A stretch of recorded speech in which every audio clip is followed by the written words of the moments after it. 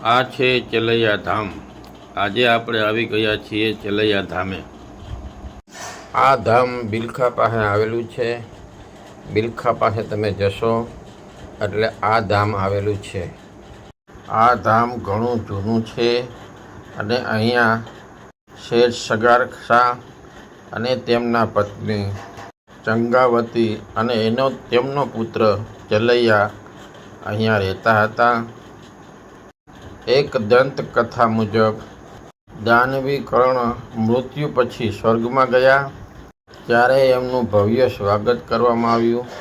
જ્યારે જમવાનો સમય થયો ત્યારે કર્ણની થાળીમાં સુવર્ણના ટુકડા પીરસવામાં આવ્યા. ત્યારે અન્ય સૌને અન્ન પીરસવામાં આવ્યું. કર્ણને આશ્ચર્ય થયું. તેમને દેવરાજ ઇન્દ્રને કારણ પૂછ્યું ત્યારે તેમને જાણવા મળ્યું કે તમે પૃથ્વી પર હંમેશા સુવર્ણનું દાન જ કર્યું છે, એટલે આપને સ્વર્ગમાં પણ સુવર્ણ જ મળશે.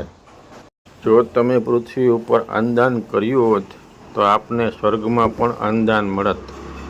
કર્ણએ દેવરાજ ઇન્દ્રને વિનંતી કરી અને તેમને પાછો પૃથ્વી ઉપર જન્મ લીધો અને તે શેઠ સગાસા થયા.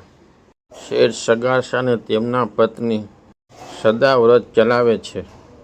સમાજના દરેક વર્ગોને બંને જણા જમાડે છે. દુષ્કાળના કપરા વર્ષોમાં પણ શેઠ સગાસાના અન્નના ભંડારો ખુલ્લા જ રહે છે.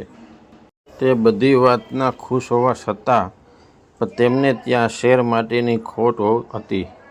સંતાન પ્રાપ્ત કરવા માટે પતિ પત્ની બંને વ્રત રાખે છે. ઓછામાં ઓછું એક અતિથિ જમાડ્યા વગર ભોજન ના લેવું. એક વખત સતત 9 દિવસ સુધી મૂસળાધાર વરસાદ થયો. વરસાદને લીધે કોઈ અતિથિ ન મળ્યો. અંતે દંપતી બે શોધવા નીકળે છે. ગામને પાદરે અવારું જગ્યામાં એક અઘોરી મળી જાય છે. સાવ અસ્ત વ્યસ્ત અને મેલો અને ઘેલો દેખાય છે. દંપતીએ બંને તેમને જમવા આવવાનો આગ્રહ કરે છે. ત્યારે અઘોરી કહે છે કે તમે મારી માંગણીઓ પૂરી નહીં કરી શકો. ખૂબ જ આગ્રહ કરીને તેમને ઘરે લઈ જાય છે. તેમને સ્નાન કરાવે છે અને ત્યારબાદ અનેક વાનગીઓ ભરેલો થાળ ધરે છે.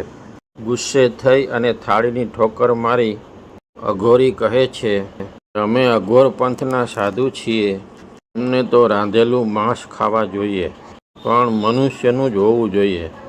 બંને દંપતી બહુ જ મૂંઝાઈ જાય છે અને કહે છે કે વાણિયાના ઘરમાં માંસ ક્યાંથી હોય. સાધુ ગુસ્સે થાય છે અને કહે હું જતો રહું છું. શેઠ સગાસાને થયું કે માંગણી સાધુની પૂરી નહીં થાય તો સાધુ ભૂખ્યા ચાલ્યા જશે અને આપણું વ્રત તૂટી જશે. શેઠ સગાસા વિચારે છે કે આપણું વ્રત પૂરું કરવા માટે આપણે અન્ય માનવીનું માંસ ક્યાંથી લાવીશું. પછી તેમણે વિચાર્યું કે માણસ તો ક્યાંથી મળે, પણ તેમને વ્રતને કારણે જે ચેલૈયાનો જન્મ થયો હતો તે તેમને વિચાર આવ્યો કે આપણે ચેલૈયાનું માંસ આ અતિથિને ખવડાવીશું. ભયંકર વેદનાને હૃદયમાં ભંડારી દંપતી પુત્રના દેહનું ભોજન તૈયાર કરે છે. ભોજન તૈયાર કરી અને થાળી જ્યાં પીરસે છે ત્યાં અતિથિ કહે છે કે મારે તો મસ્તકનું જ ભોજન જોઈએ. બંને પતિ અને પત્ની મૂંઝાણા કે હવે શું કરવું. અતિથિ માટે કાંઈ પણ કરવા પતિ પત્ની તૈયાર હતા. પતિ અને પત્ની ફરીથી ભોજન તૈયાર કરવા લાગ્યા અને એક ખાંડણીઓ લીધો અને એમાં ચલૈયાનું મસ્તક રાખી ખાંડવાનું જ્યાં ચાલુ કરે છે ત્યાં અતિથિ પાછા બોલે છે, ધ્યાન રાખજો, તમારા બંનેના આંખમાંથી આંસુ ન પડવું જોઈએ. જો આંસુ પડશે તો હું આ ભોજન નહીં ખાઉં. બંને દંપતી તેમની આ શરતોનું પાલન કરે છે. પછી તેઓ ખાંડણિયામાં માથું રાખી અને હાલડું ગાય છે. તે હાલડું આજે પ્રસિદ્ધ છે. જેવું માથું ખાંડણિયામાં રાખે છે અને જેવો દસ્તો ઉપાડીને જેવું મારવા જાય છે ત્યાં ભગવાન હાથ પકડી લે છે અને ભગવાન પ્રસન્ન થાય છે. ધન્ય છે શેઠ તમારી શ્રદ્ધાને, ધન્ય છે એમ કહીને ભગવાન પ્રસન્ન થાય છે અને ભગવાન તેમને આશીર્વાદ આપે છે અને ચલૈયાને પુનઃજીવિત કરે છે. ચલૈયો જીવિત થાય છે અને રમવા લાગે છે. બંને દંપતી બહુ જ ખુશ થઈ જાય છે આ છે ત્યાંની લોકવાયકા. આજે પણ તમે ત્યાં જશો તો તમને સગાસા અને ચલૈયા સાથે જોડાયેલી જે વસ્તુ છે તે તમને જોવા મળશે. અને અહીં લક્ષ્મી નારાયણનું મંદિર પણ છે, હનુમાનજીનું પણ મંદિર છે. દિવાળીને દિવસે અહીં ઉત્સવ જેવો માહોલ હોય છે. મોટી સંખ્યામાં અહીંયા શ્રદ્ધાળુ દર્શન કરવા આવે છે અને ધન્યતા અનુભવે છે. તો તમે જે જોઈ રહ્યા છો તે ચલૈયા ધામ છે. આ ચલૈયા ધામના દર્શન છે. અહીંયા શંકર ભગવાનની લિંગ પણ મૂકવામાં આવેલી છે અને અહીંયા મંદિર પણ છે. લક્ષ્મી નારાયણનું મંદિર છે, એ પણ જોવા જેવું છે. અને અહીંયા રહેવાની પણ વ્યવસ્થા આપવામાં આવે છે, જમવાની પણ વ્યવસ્થા આપવામાં આવે છે. એટલે ક્યારેય પણ આવો. જૂનાગઢથી બિલખા અને બિલખા રોડ ઉપર આવેલું આ ચલૈયા ધામ છે. જે તમે જોઈ રહ્યા છો તે બહારનો વ્યૂ છે. આપણે મંદિરમાં દર્શન કરવા જશું. આ જે મંદિર છે તે તમે જોઈ રહ્યા છો એ પણ એક ભગવાનનું મંદિર છે. અહીં જુઓ, અમે પણ આ મુલાકાત લીધેલી આ મંદિરની. મંદિરની અંદરનું શાંત વાતાવરણ છે, શાંતિનો અનુભવ થાય છે અહીંયા.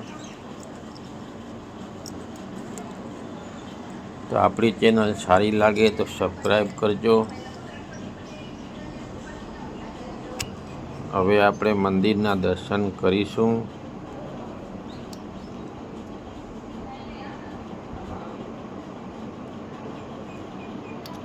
આ જે તમે જોઈ રહ્યા છો તે અંદરનો મંદિરનો મોટો વ્યૂ છે, જે પણ એક જોવાલાયક છે અંદર.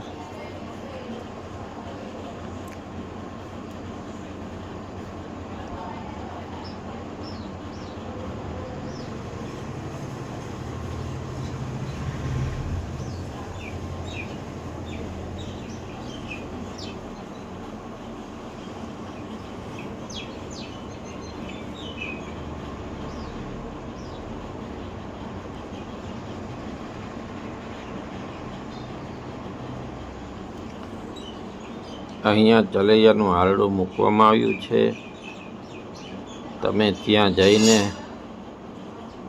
તેમને ઝુલાવી પણ શકો છો. તમે જે જોઈ રહ્યા છો તે બજરંગબલીની મૂર્તિ છે અને શેઠ સગાસા અને તેમના પત્ની બંને ખાંડણીયામાં ખાંડે છે એ પણ બતાવવામાં આવ્યું છે. તે પણ એક નિહાળ્યા જેવું છે. તો અહીં આવો અને આ જગ્યાની મુલાકાત લ્યો. આપણે ફરીથી મળશું આવા વિડીયો લઈને નવા. તો સૌને જય માતાજી.